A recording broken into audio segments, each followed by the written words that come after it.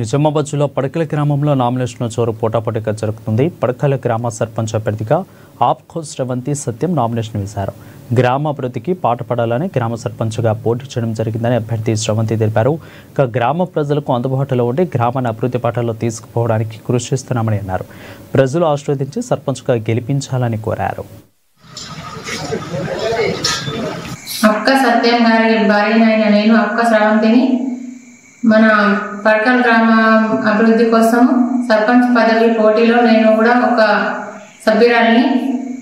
మనకు ఇప్పుడు మహిళా రిజర్వేషన్లో వచ్చింది కాబట్టి నేను కూడా పోటీ చేస్తున్నాను. మా సత్యం గారు ఎన్నో అభివృద్ధి కార్యక్రమాలు చేపట్టారు.